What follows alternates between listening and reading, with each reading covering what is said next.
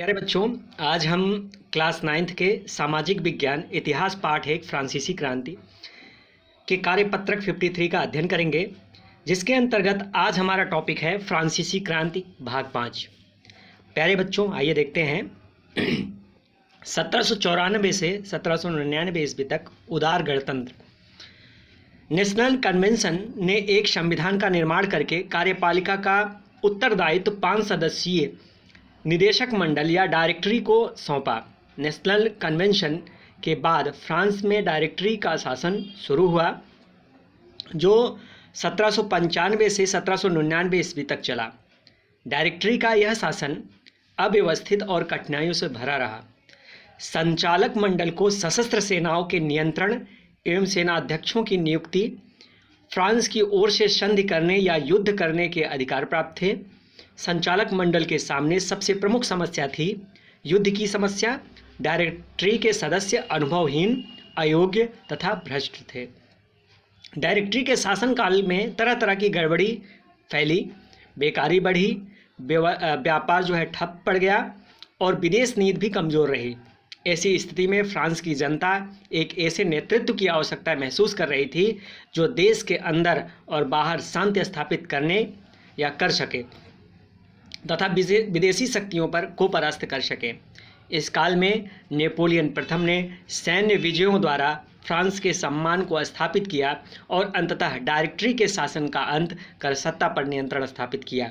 प्यारे बच्चों, आइए अब देखते हैं 1799 से 1814 ईस्वी तक पुनः राजतंत्र की ओर।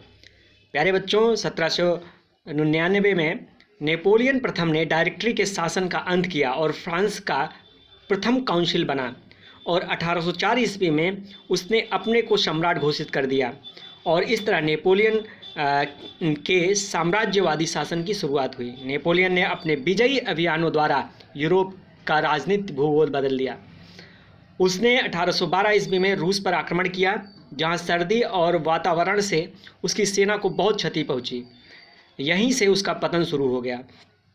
18 जून 1815 ईस्वी को वाटरलू के युद्ध में अंतिम पराजय के पश्चात नेपोलियन को सेंट हेलेना में बंदी बना लिया गया। 1821 ईस्वी में उसकी मृत्यु हो गई।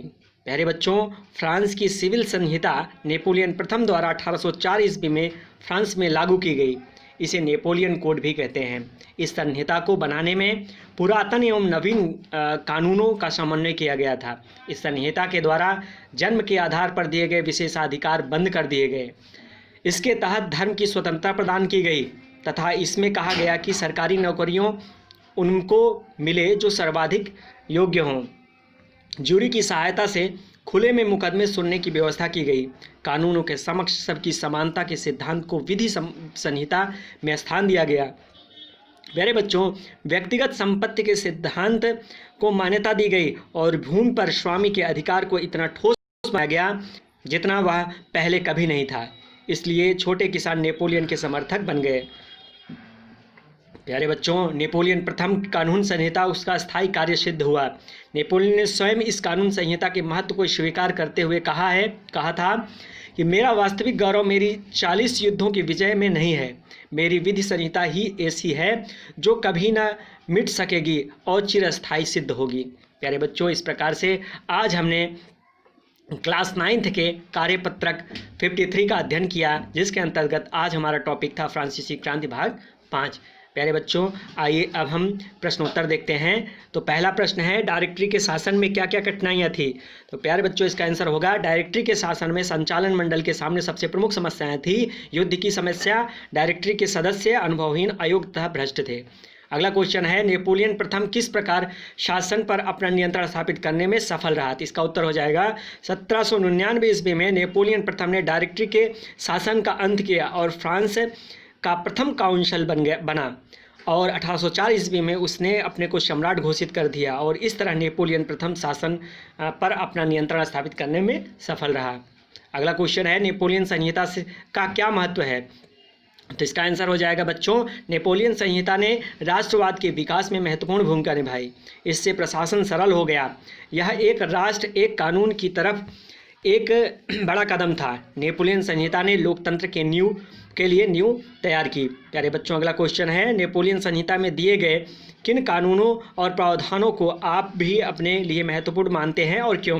प्यारे बच्चों, मैं नेपोलियन संहिता में दिए गए कानूनों को में जन्म के आधार पर दिए गए विशेषाधिकार बंद करना, धार्मिक स्वतंत्रता और कानून के समक्ष समानता को सबसे महत्वपूर्ण मानता हूं, क्योंकि ये लोकतंत्र तथा समानता के लिए बहुत बड़े कदम हैं। प्यारे बच्चों, इस प्रकार से आप भी, आपको जो उचित समझ में आया, आप ये चौथे क्वेश्चन में और भी कुछ आगे लिख सकते हैं, अपने मन से भी लिख सकते हैं।